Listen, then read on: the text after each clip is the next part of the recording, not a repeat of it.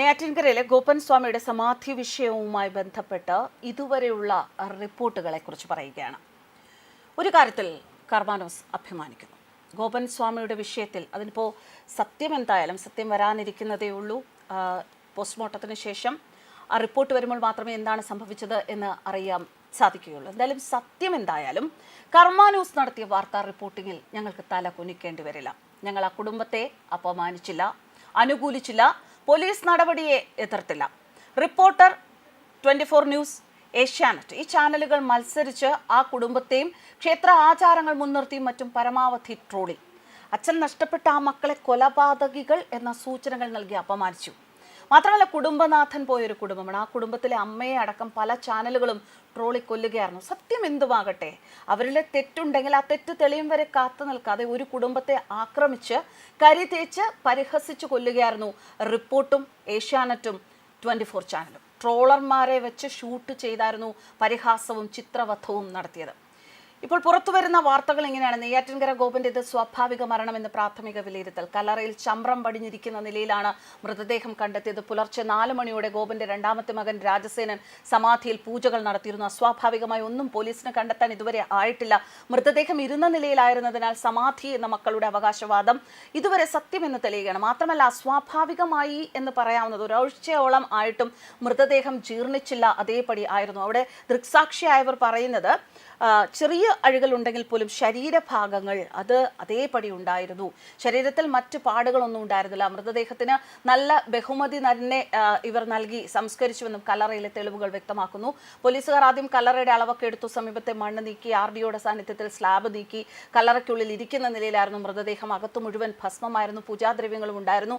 മുഖം തിരിച്ചറിയാൻ കഴിയുന്ന നിലയിലായിരുന്നു. ശരീരം മുഴുവൻ തുണി കൊണ്ട് പൊതിഞ്ഞിരുന്നു. ഇതൊക്കെ അവരുടെ മക്കൾ അവിടെ തുടക്കം മുതൽ പറയുന്നു. എല്ലാ കാര്യങ്ങളും ഞങ്ങൾ അച്ഛൻ പറഞ്ഞത് പ്രകാരം ഒരു സമാധിയെ എങ്ങനെ ചെയ്യണം എന്നുള്ള ആ ഒരു ആചാരപ്രകാരം തന്നെയാണ് ഞങ്ങൾ ചെയ്തത് എന്ന് തുടക്കം മുതൽ തന്നെ ഗോപൻ സ്വാമിയുടെ മക്കൾ പറയുന്നുണ്ടായിരുന്നു. പക്ഷേ അതിനെയെല്ലാം വളരെയധികം താല്പര്യത്തോടെ കേട്ട് നിന്നിട്ട് അതിനെ മറ്റൊരു തരത്തിൽ പുറം ലോകത്തിനെ അറിയിക്കുക എന്ന ശ്രമമാണ് ഇവിടെ പല മാധ്യമങ്ങളും നടത്തിയത്. മാധ്യമധർമ്മം ഇതാണോ എന്ന് വീണ്ടും ചോദിക്കേണ്ടി വരികയാണ്. നമുക്ക് അഭിപ്രായ വ്യത്യാസങ്ങൾ ഉണ്ടാകാം. ഒരു വ്യക്തി ചെയ്യുന്ന തെറ്റ് നമുക്ക് ലോകത്തിന് മുന്നിൽ കൊണ്ടുവരണം, അങ്ങനെ ഒരു ധർമ്മം മാധ്യമങ്ങൾക്കുണ്ട്. അതൊക്കെ ശരി തന്നെയാണ്. പക്ഷേ നമ്മളാരും, മാധ്യമപ്രവർത്തകരാരും ഇവരെ ഒന്നും വിധിക്കാൻ ആളുകളല്ല എന്ന് മനസ്സിലാക്കുക. അതിനിവിടെ നിയമമുണ്ട്. നിയമം അതിൻ്റെതായ വഴിയിൽ പോകും, അവർ കണ്ടെത്തും. അതിനനുസരിച്ച് പുറത്തു വരുമ്പോൾ ആ നടപടികൾ ആ രീതിയിൽ പോകും. അല്ലാതെ ഒരു ഊഹത്തിൻ്റെ അടിസ്ഥാനത്തിൽ അല്ലെങ്കിൽ അതിങ്ങനെ ആയിരിക്കാം എന്നുള്ള ഒരു നിഗമനത്തിൻ്റെ അടിസ്ഥാനത്തിൽ ഒരാളെയും വിമർശിക്കുക എന്നത് മാധ്യമധർമ്മമല്ല. അതല്ല ഒരു മാധ്യമപ്രവർത്തകൻ ചെയ്യേണ്ടത്. എന്താണ് ഒരു വിക്ടിമിന്, ഒരു ഇരയ്ക്ക് പറയാനുള്ളത് എന്നുള്ളത് വ്യക്തമായി കേൾക്കുക, അത് ലോകത്തിൻ്റെ മുന്നിലേക്ക് എത്തിക്കുക. അത് കർമ്മ ന്യൂസ് 100% ചെയ്തു എന്നതിൽ ഞങ്ങൾക്ക് അഭിമാനിക്കാം.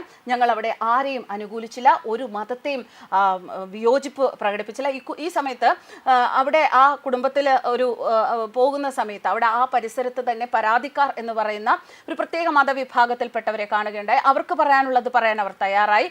അവരെ വളരെ സൗമ്യമായി അവർ പറയുന്നത് അതിൻ്റെ അർത്ഥത്തോടു കൂടി, ആ ഗൗരവത്തോടു കൂടി തന്നെ ഞങ്ങൾ കേൾക്കുകയുണ്ടായി. അതും പ്രേക്ഷകർക്ക് മുന്നിൽ ഞങ്ങൾ എത്തിക്കുകയുണ്ടായി. ഇതുമായി ബന്ധപ്പെട്ട വക്കീല് ഞങ്ങളോട് പറഞ്ഞ വിവരങ്ങൾ അതും ഞങ്ങൾ അതിൻ്റെതായ മര്യാദയിൽ അദ്ദേഹം ഉദ്ദേശിച്ച അതേ രീതിയിൽ തന്നെ പ്രേക്ഷകർക്ക് മുന്നിൽ പങ്കുവയ്ക്കുകയുണ്ടായി. ഇതിനിടെ മനോരമയുടെ ഒരു റിപ്പോർട്ടർ, മനോരമയുടെ ആണ് എന്ന് തോന്നുന്നു, ഒരു റിപ്പോർട്ടർ അവരോട് ഇങ്ങനെയൊക്കെ മറ്റൊരു മതവിഭാഗത്തെക്കുറിച്ച് പറയാമോ, അദ്ദേഹം ആ മതവിഭാഗത്തിൽ ഉൾപ്പെട്ട ആളാണ് എന്ന് തോന്നുന്നു, അങ്ങനെ പറയാമോ എന്നുള്ള തരത്തിലുള്ള ചോദ്യങ്ങൾ അവിടെ ഉണ്ടായി.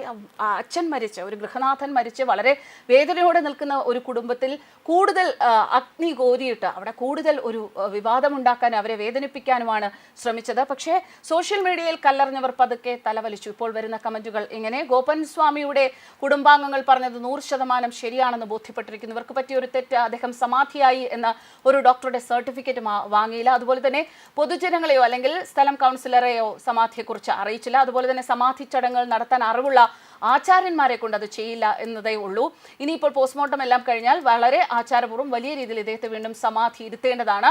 അതിന് ബന്ധപ്പെട്ട സംഘടനകളെല്ലാം തന്നെ പങ്കെടുക്കേണ്ടതാണെന്ന മട്ടിലാണ് ഇപ്പോൾ അഭിപ്രായങ്ങൾ വരുന്നത്. എന്തായാലും ഈ വിഷയത്തിൽ വിമർശിക്കാതെ മാറി നിന്ന് എന്താണ് അവിടെ സംഭവിക്കുന്നത് എന്നത് അതേപടി ലോകത്തിന് മുന്നിൽ എത്തിക്കാൻ കഴിഞ്ഞു എന്നതിൻ്റെ ചാരിതാർത്ഥ്യത്തിലാണ് ഇപ്പോൾ ഞങ്ങൾ ഓരോരുത്തരും. News desk karmas.